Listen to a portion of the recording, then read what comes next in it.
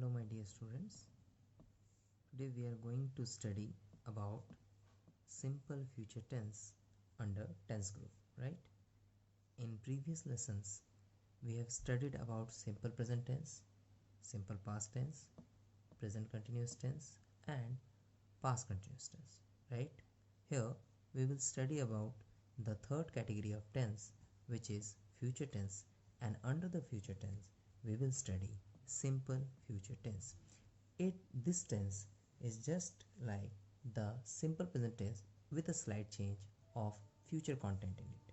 So let's start with this lesson. The identification of this tense is, in this tense, which means in sentences, we see ga, ge, gi with the verb, which means if a verb or if a sentence have a verb which has the words like ga, ge, gi, this is called as simple future tense, right? So what are the examples of it? Let's see. The first example is मैं school जाऊंगा, वह खाना खाएगी. Like these sentences have the word of ga, ge, gi, which means it represents that this particular sentence is belong to simple future tense, right? So simple future tense में हम जब ga, ge, gi वाला verb देखते हैं, जैसे खाएगा, जाएगा, सोएगी, पढ़ेगी, देखूंगा, बोलूँगा, इस तरह से जब मैं बोलूँगा तो वहाँ पे पता चलता है कि this particular action will be happen in the future. ये जो एक्शन है, ये जो काम है, ये हम फ्यूचर में करेंगे, यानी अभी तक मैंने ये किया नहीं है, राइट? और ना ही ये पास्ट का है. जैसे मैं स्कूल जाऊंगा का मतलब क्या है? टुमारो या after the day of tomorrow मैं स्कूल जाऊंगा, मतलब मैं स्कूल अभी गया नहीं हूँ, मैं स्कूल जाऊंगा. तो ये फ्यूचर टेंस को इंडिकेट करता है, ठीक है? इस तरह से जब हम घर में बात करते हैं, कोई अगर हमसे पूछता है क्या तुमने खाना खाएगा, तो अगर मैं वहाँ पे बोलूँ कि नहीं मैंने नहीं खाया है, मैं अब खाना खाऊंगा, तो इसका मतलब क्या है कि मैंने वो काम नहीं किया है, अब मैं उसको करूँगा. So if something happens in the future, it is under the simple future tense, right? Let's have the structure of positive sentence at first.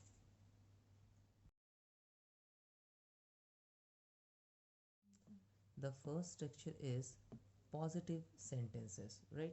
So what are positive sentences? These sentences are the simple sentence as we do in particular tense group, right? जैसे present tense में भी हम लोग जब structure देखते हैं, जो सबसे बेसिक वाला स्ट्रक्चर होता है, that will be come under positive sentences. So future tense में भी ऐसा ही होगा. पॉजिटिव सेंटेंसेस के अंडर में सबसे बेसिक वाला स्ट्रक्चर जो हम लोग शुरू में सीखते हैं किसी भी सेंटेंस को बनाते वक्त, right? Under any category of tense we will study that. Now let's have the structure, my dear students. This is the structure. Structure is subject plus shall और will. क्या पढ़ेंगे? Shall, will. वैसे we will use one of them, not both of them.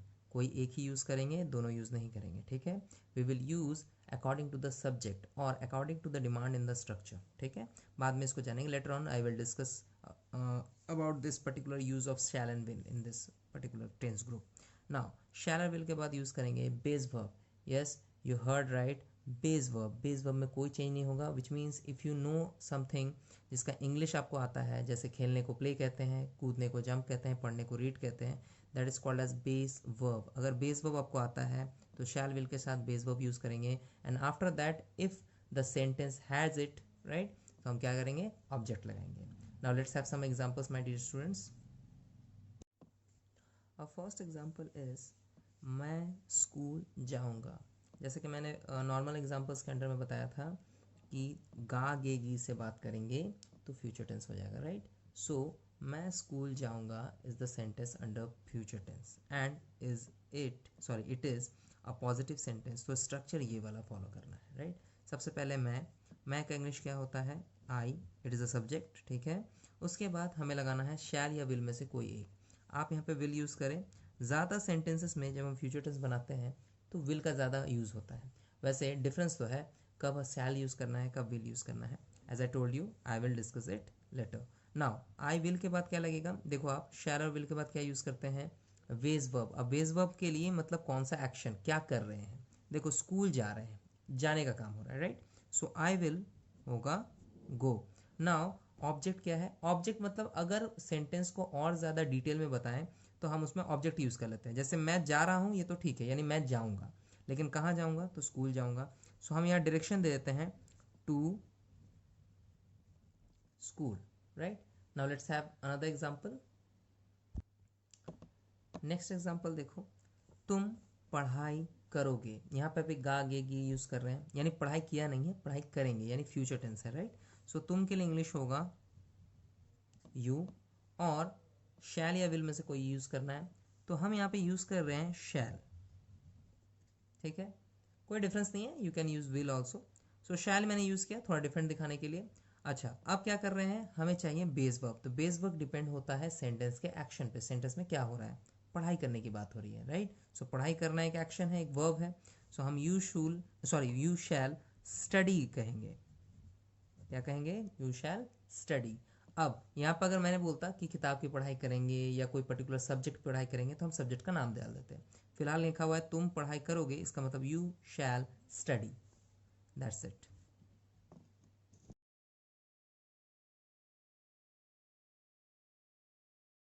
Now my dear students, we will start the next topic under this particular tense group, which is negative sentences. As you know, negative sentences are those sentences where we say no to the particular tense, मतलब जहाँ पे हम no use करते हैं, right? So no की जगह पे actually में हम लिखते नॉट है, बट मैं यहाँ पे क्या समझा रहा हूँ कि जहाँ नो, नो का मतलब क्या होता है, ऐसा सेंटेंस जो पॉजिटिव को नहीं में कन्वर्ट कर देता है। जैसे अगर मैं कहीं जाऊँगा तो मैं नहीं जाऊँगा, ठीक है?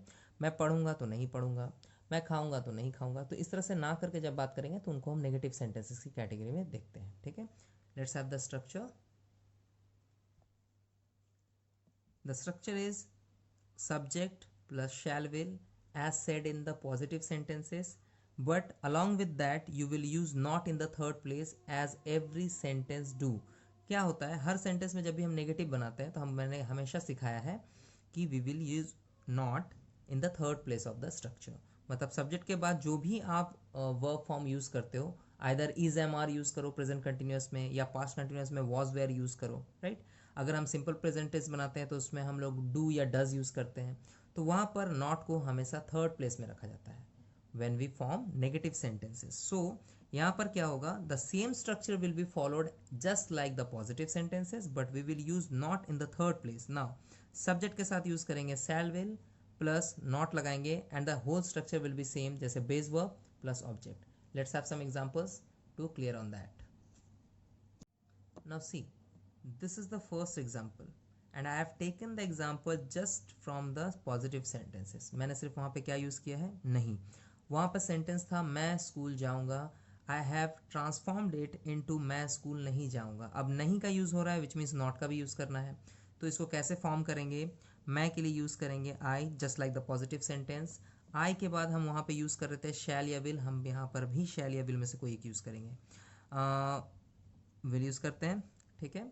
एंड इसके बाद नॉट यूज़ करना है, इसके लिए कुछ नहीं सोचना है। यानी कि अगर हम शैल के साथ नॉट यूज़ करेंगे तो शैल नॉट, और विल के साथ नॉट यूज़ करेंगे तो विल नॉट, एकदम एक साथ, ठीक है? सो आई विल नॉट यहाँ पर, और बेस वर्ब में जाने का काम हो रहा है, कहाँ जा रहे हैं, स्कूल, तो काम कौन सा है, जाने का। सो आई विल नॉट गो होगा, ठीक है, to school, right? So positive sentence में इसका आंसर था I will go to school. अब हम ना बोल रहे हैं तो हम यहाँ पर करेंगे I will not go to school, ठीक है? Now let's have another example my dear students. Second one same copied है, बट मैंने यहाँ पे नेगेटिव बनाया है। कैसे, तुम पढ़ाई करोगे का मैंने यूज़ किया है तुम पढ़ाई नहीं करोगे की फॉर्म में, राइट? सो उसी तरह से फॉर्म करेंगे, उसमें था यू शैल स्टडी, हम यहाँ पे यूज़ करेंगे यू, यूज़ करेंगे शैल, और जैसे नेगेटिव होगा तो नॉट भी यूज़ करेंगे, तो यू शैल नॉट होगा, और the same sentence will be here study. पढ़ाई के लिए क्या यूज़ कर रहे हैं इंग्लिश में, study. So you shall not study.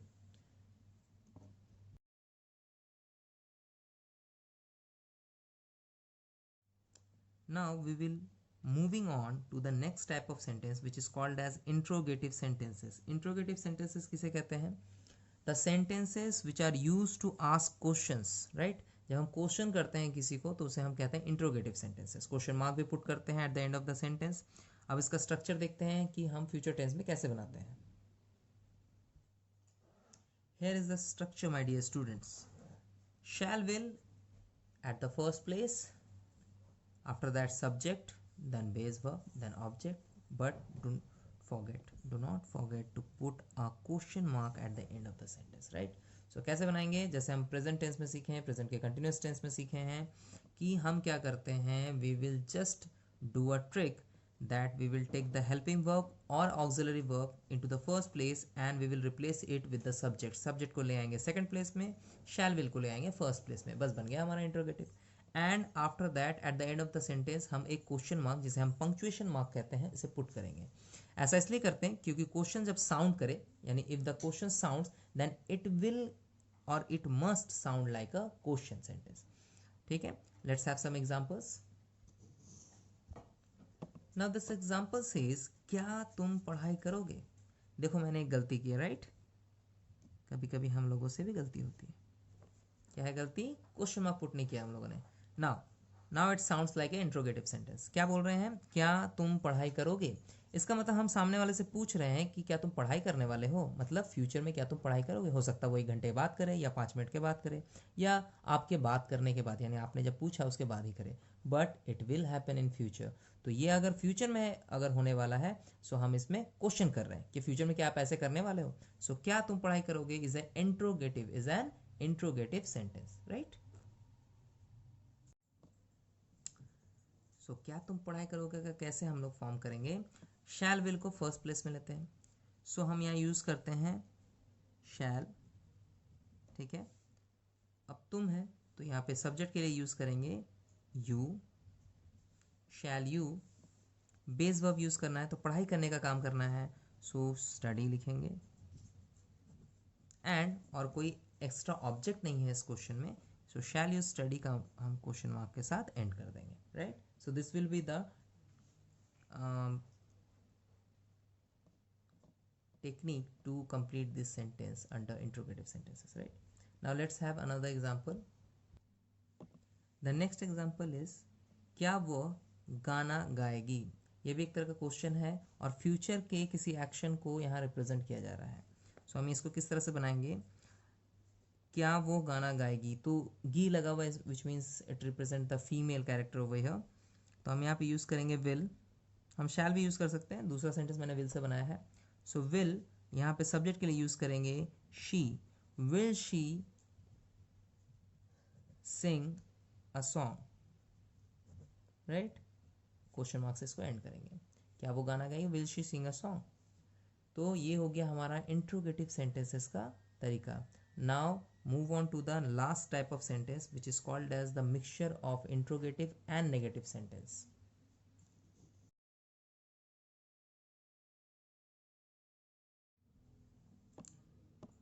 Now my dear students, as I told you, the next and the last topic of type of sentences under the simple future tense is interrogative negative sentences. Now what are interrogative negative? These are the sentences which are the mixture of interrogative sentences as well as the negative sentences. मतलब हम question भी करेंगे और साथ में ना भी बोलेंगे, राइट? सो कैसे इसको बनाते हैं, पहले इसका स्ट्रक्चर देख लेते हैं हम लोग. Now this is the structure, my dear students. At first we will use shall will just like the interrogative sentences, क्योंकि shall will से स्टार्ट करेंगे तब ये क्वेश्चन मार्क की तरह दिखेगा, राइट? एंड सब्जेक्ट को नेक्स्ट प्लेस में रखेंगे. But as you know, whenever we make negative sentences हमेशा एक चीज़ करते हैं कि नॉट को थर्ड प्लेस में रखते हैं.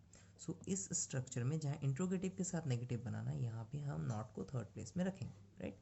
And after that base verb and the object. Now let's have some example to clear this structure very well.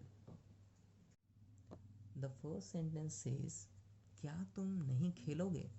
क्या तुम नहीं खेलोगे मतलब मैं सामने वाले से पूछ रहा हूँ खेलने के बारे में, मैं क्वेश्चन भी कर रहा हूँ कि क्या तुम खेलोगे, लेकिन मैं ना के साथ पूछ रहा हूँ. इसका मतलब मैं जानता हूँ कि शायद वो नहीं खेलेगा. सो क्या तुम नहीं खेलोगे, तो मैं उससे क्वेश्चन कर रहा हूँ, ठीक है? सो कैसे इसको बनाएंगे, हम यहाँ पे सबसे पहले स्टार्ट करेंगे शैल के साथ. ठीक है, तुम के लिए इंग्लिश यूज़ करेंगे यू. ठीक है, साथ में लगा देंगे नॉट. और खेलने का है तो खेलने का इंग्लिश हो जाएगा प्ले. बेस वर्ब में हम प्ले ले लेंगे और यहाँ पे क्वेश्चन मार्क पुट कर देंगे. क्या बना ये, शैल यू नॉट प्ले, या फिर हम विल यू नॉट प्ले ऐसे भी पूछ सकते हैं. ठीक है, तो शैल या विल में से कोई एक भी चलेगा, right? Now let's have next example. The next example is क्या वो नहीं आएगा. वो नहीं आएगा, यहाँ पर आएगा का मतलब हम फ्यूचर टेंस का बात कर रहे हैं, नहीं आएगा तो नेगेटिव भी है, बट क्या के साथ क्वेश्चन भी कर रहे हैं, which means it is interrogative as well as negative. Now क्या वो नहीं आएगा, कैसे बनाएंगे इसका आंसर को. सो यहाँ पे सबसे पहले लिखेंगे will, we can use shall also, right. So इसमें आप कंफ्यूज नहीं होना. विल, नाउ आएगा है तो फीमेल होगा, सॉरी मेल होगा. विल ही, ओके, साथ में लगाएंगे नॉट. ओके, आएगा मतलब आने का इंग्लिश क्या होता है, कम. ठीक है, जाने का गो और आने का कम. So will he not come. ठीक है, we will end this sentence with the question mark. Now we have all the type of sentences under simple future tense. We have studied positive sentence, we have studied negative sentences, we have studied interrogative sentences, and we have studied interrogative negative sentences, right? So thoroughly you study this lesson, okay. Repeat this video 1 or 2 times to understand the whole topic nicely, and you should write down all the works I have done today, right? And later on I will provide you some examples to practice on from the book as well as from copies, right? So you should write this all topic in your English grammar copy. Now I am ending this video over here.